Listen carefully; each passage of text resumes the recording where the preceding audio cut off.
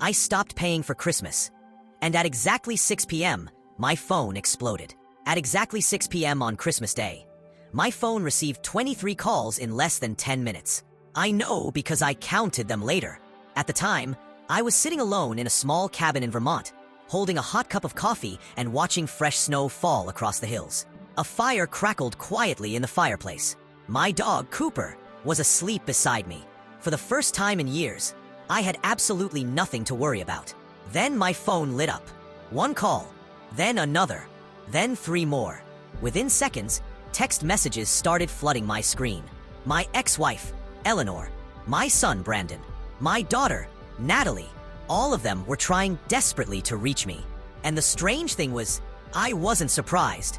I had been waiting for this moment. I knew exactly when the calls would begin, because for 15 straight years, I had paid for my family's Christmas.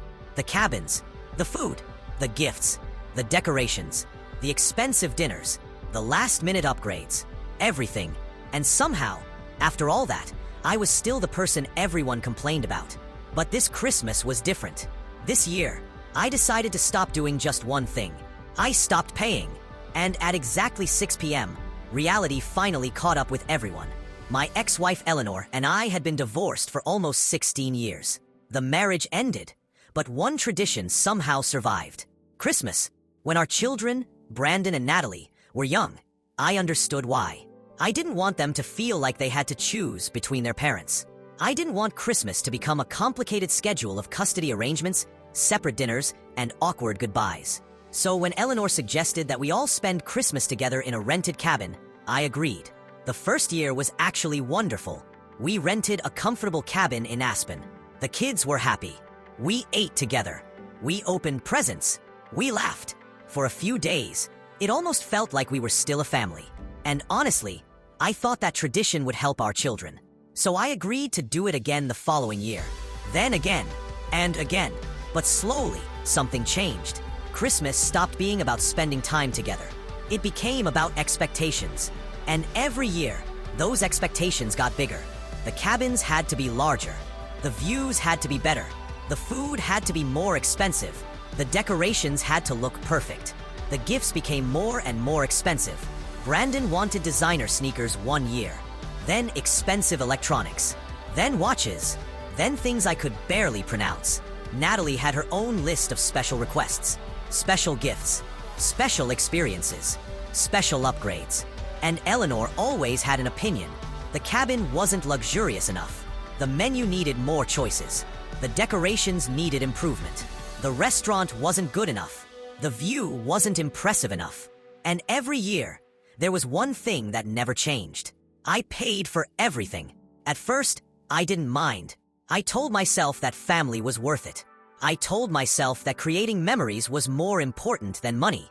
I told myself that someday, my children would understand how much effort I put into making those holidays special. But year after year, something became impossible to ignore. Nobody thanked me. Instead, they complained. If the weather was too cold, somehow that became a problem. If traffic delayed someone, I heard about it. If dinner wasn't perfect, someone blamed me. If a reservation had a problem, suddenly everyone expected me to fix it. I could spend thousands of dollars creating the Christmas everyone wanted, and within a few hours, someone would find a reason to complain. At first, I told myself, families argue. Then I told myself, the kids will grow up. Then I told myself, next year will be different. But next year was never different. The complaints stayed. The criticism stayed. And the expectation that I would pay for everything stayed. Eventually, I realized something painful. Nobody ever asked me what I wanted. Nobody asked if I enjoyed these trips. Nobody asked if I could afford another expensive Christmas. Nobody asked how I was doing. They only wanted to know one thing. Was everything paid for? And that realization hurt more than any argument. Because I started to understand that maybe they weren't excited to spend Christmas with me. Maybe they were excited about what I was paying for. And that thought stayed with me. Until last Christmas. Last Christmas, I spent more than $8,000. The cabin alone was expensive. Then there was the catering, the decorations, the gifts, the extra expenses that always appeared at the last minute. By Christmas Day, I had spent a small fortune. But honestly, I wasn't even angry about the money. I just wanted my family to be happy. For a few hours, it looked like they were. The cabin was beautiful. The fireplace was glowing. The table was covered with food. Presents were sitting under the Christmas tree. Everyone seemed happy. And for the first time in years, I thought maybe we would actually make it through Christmas without an argument. I was wrong. After dinner, Brandon opened the gift I had spent weeks searching for. It was a designer watch. He had specifically asked for it. When he opened the box, he smiled for about 5 minutes. Then he started pressing buttons, turning the dial, looking at the display. His face suddenly changed. He looked at me and said, "Dad, what's wrong with this thing?" I asked what he meant. He said, "It stopped working." I thought it was probably something simple. Maybe the battery needed charging. Maybe there was a setting that needed to be adjusted. I told him we could contact the store after the holiday. But Brandon didn't calm down. He got angry. He looked at me and said, "You spent all this money and couldn't even make sure it worked?" The entire room went quiet. Before I could answer, Eleanor jumped into the conversation. She looked at me and said, "Honestly, David, this is exactly the kind of thing you always do." I stared at her. I asked, "What does that even mean?" She shook her head. "You always cut corners somewhere." Cut corners? I had spent more than $8,000 on a Christmas trip that I wasn't even sure I wanted anymore. Before I could respond, Natalie added something too. She said, "It's like you always find a way to mess something up." And that was the moment something inside me changed. Not because their words were new. I had heard similar things for years. But suddenly, I looked around the room, at the expensive food, the decorations, the drinks, the gifts, the beautiful cabin. Every single thing around us had been paid for by me. And somehow, I was sitting there feeling like an unwanted guest. Not a father, not a family member, just a man who was expected to pay the bill. Later that night, everyone went upstairs. I could hear them laughing. Music was playing. Glasses were clinking. And I sat downstairs alone. For years, every Christmas, I had asked myself the same question. How can I make next year better? But that night, I asked myself something different. What would happen if I stopped paying? And almost immediately, I knew the answer. Next year, they would get exactly what they paid for. By October, I had almost forgotten about that promise. Then the family group chat suddenly became active again. Just like every year, Eleanor sent a link to a luxury cabin in Aspen. A few minutes later, she sent another message. "Looks perfect for this year." That was it. She didn't ask me if I liked it. She didn't ask if I could afford it. She didn't ask if I wanted to go. It was simply assumed that Christmas would continue exactly the way it always had. Then Brandon started sending links. Designer clothes, electronics, accessories. His messages didn't even feel like suggestions anymore. They felt like orders. Then Natalie joined the conversation. She wanted to know about the catering. Could we use the same company? Could we add more desserts? Could we upgrade the menu? The conversation continued for weeks, and not one person asked the most important question. Who is going to pay for all of this? Because in their minds, the answer was obvious. Me. The old version of me would have argued. I would have complained about the cost. I would have explained that the requests were unreasonable. But this time, I did something different. I stayed quiet. I didn't agree. I didn't object. I didn't argue. I simply said nothing. Days passed. Then weeks. The messages continued. Apparently, nobody even noticed that I wasn't participating. Or maybe they noticed and simply assumed I was handling everything. November turned into December. Then reminder emails started arriving. The cabin company wanted the final payment. The catering company wanted confirmation. Deadlines were approaching. Deposits were due. I opened every email. And then I closed it. No response. No payment. No explanation. Meanwhile, while my family was planning the expensive Christmas they expected me to pay for, I was quietly making plans of my own. And unlike their Christmas trip, mine was actually paid for. 1 week before Christmas, I packed my truck. I loaded Cooper into the passenger seat, and I started driving north. Not to Aspen, not to a luxury resort, not to another giant cabin filled with expensive food and even more expensive complaints. I drove to Vermont. I rented a small cabin in a quiet town. It had 1 bedroom, a small kitchen, a stone fireplace, and a beautiful view of snow-covered hills.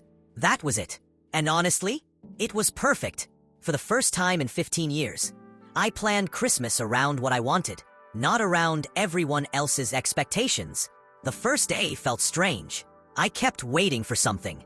A complaint, a demand, a phone call, a last-minute emergency that somehow became my responsibility. But nothing happened. There was only silence. Good silence. The kind where you can actually hear the wind outside. The kind where you can finish your coffee before it gets cold. The kind that makes you realize how exhausting constant criticism really is. Cooper slept beside the fireplace. I read books. I walked through the snow. I sat quietly and did absolutely nothing. And slowly, I realized something surprising. I didn't miss the Aspen trips. Not at all. What I missed was the idea of what those trips were supposed to be. I had spent 15 years trying to create the perfect family Christmas. But maybe I had been chasing something that didn't exist anymore. Christmas morning arrived. Fresh snow covered everything outside. The sky was clear. I made myself breakfast. I took Cooper for a walk. I watched families walking through town carrying presents. And I felt more relaxed than I had in over a decade. But throughout the day, I kept checking my phone. Not because I was worried, because I knew something my family didn't. The cabin hadn't been paid for. The catering hadn't been confirmed. And sooner or later, someone was going to discover it. I knew exactly when that would happen. They always arrived at the cabin around 6 p.m. So I waited. At exactly 6 p.m., my phone lit up. The first call was from Eleanor. I watched it ring, then stop. 5 seconds later, she called again.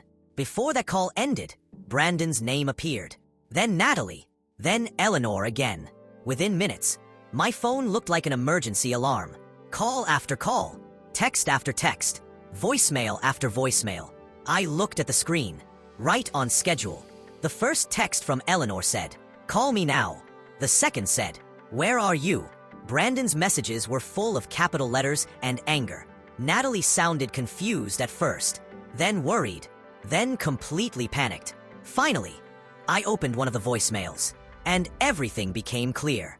They had arrived at the cabin, but the management company refused to let them inside.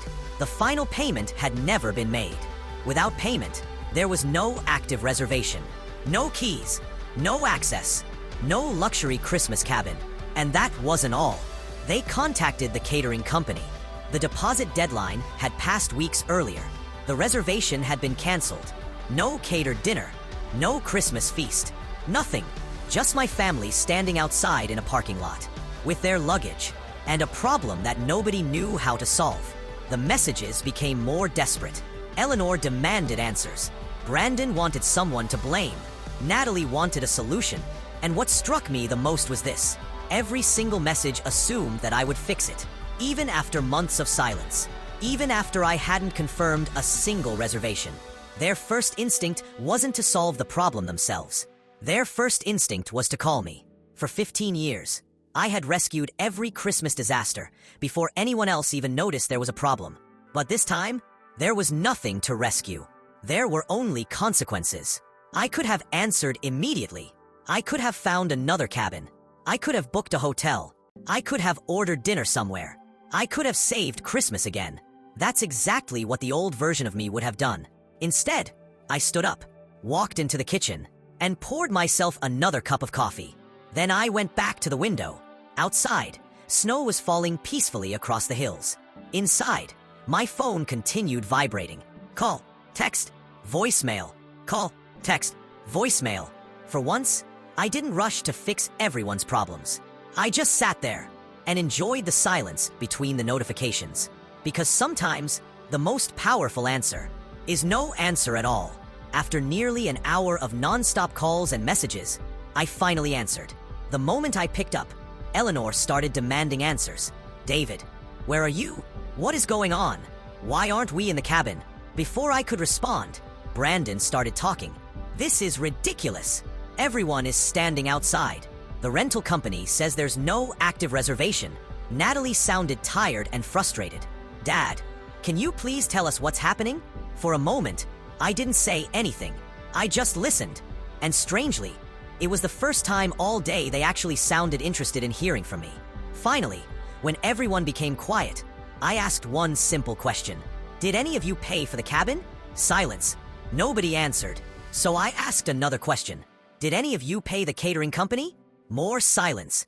Then Eleanor finally said something. That's not the point. And honestly, I almost laughed. Because that was exactly the point. I took a sip of coffee. Then I said the only thing I felt needed to be said. I thought whoever booked it paid for it. Silence. Complete silence. For the first time in years, nobody had a comeback. Nobody had a criticism. Nobody had an excuse. Because we all knew the truth. Not one of them had expected to pay. They expected me to do it. So finally, after 15 years, I said what I should have said a long time ago. I was never ruining Christmas. Nobody interrupted. I was financing it. Those words sat there. 15 years of frustration in one sentence. I told them the truth. Every Christmas had become less about family and more about expectations. Every year came with bigger bills and less appreciation. I was tired of being treated like a problem while paying for everyone else's perfect holiday. The conversation didn't end with an apology. Nobody suddenly admitted they were wrong. There were harsh words. There was anger. Then eventually, the call ended. But something important had changed. For the first time in 15 years, Christmas was no longer my responsibility. The days after Christmas were quiet. At first, the messages were still angry. Brandon said I had embarrassed the family. Eleanor said I had created unnecessary drama. There were even attempts to make me feel guilty. But Natalie was different. She stayed mostly out of the arguments. And occasionally, she sent me a message asking how I was doing. That might sound small, but to me, it meant something. Because for the first time in a long time, someone was asking about me, instead of asking me to pay for something. As the weeks passed, the anger slowly faded, and reality finally had time to settle in. The Aspen trip hadn't been ruined because of me. It fell apart because nobody took responsibility for it. That was the difference. And whether they wanted to admit it or not, they eventually understood. The following Christmas was completely different. Nobody sent links to luxury cabins. Nobody forwarded expensive catering menus. Nobody assumed I would cover every cost. The expectation had finally been broken. Some relationships became more distant. I'm not going to pretend everything suddenly became perfect. Some conversations became shorter. Some traditions quietly disappeared. But something unexpected happened too. The relationships that remained started to feel more real. When my children called, they weren't always calling because they needed something. Sometimes, they called just to talk. Those conversations weren't frequent, but they were genuine. And honestly, I would rather have one sincere phone call than 100 entitled requests.